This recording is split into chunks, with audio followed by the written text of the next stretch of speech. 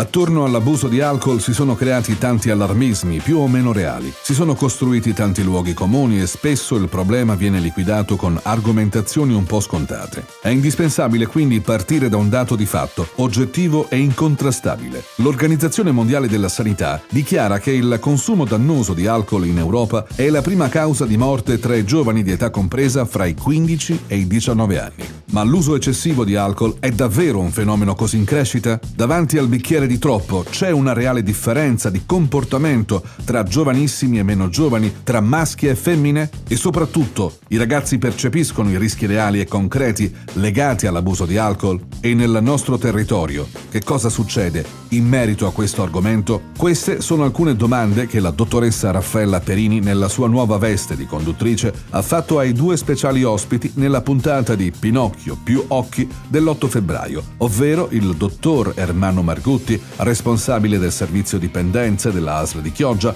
e il dottor Paolo Bello, responsabile del coordinamento veneto delle unità mobile Safe Night dell'ASL di Belluno. Sicuramente due esperti in materia, ma soprattutto due persone con le quali si è cercato di affrontare l'argomento con onestà, senza ipocrisie, evidenziando soprattutto come si deve agire nel campo della prevenzione.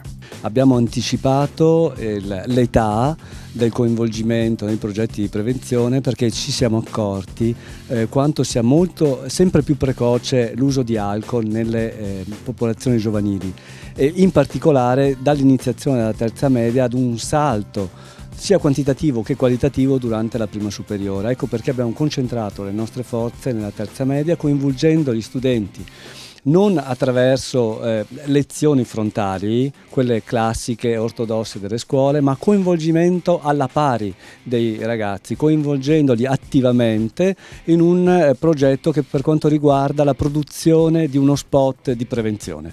Sì, è vero, abbiamo scelto con le unità mobili di essere presenti nei luoghi dove si consuma, perché in quei posti mancano delle figure di riferimento e le facciamo trovare nei ragazzi, negli operatori che noi formiamo per questo tipo di attività. Perché è importante occuparci dei ragazzi e non preoccuparci. Questo è un messaggio che io vorrei lanciare molto chiaro, molto forte, molto accalorato alle famiglie.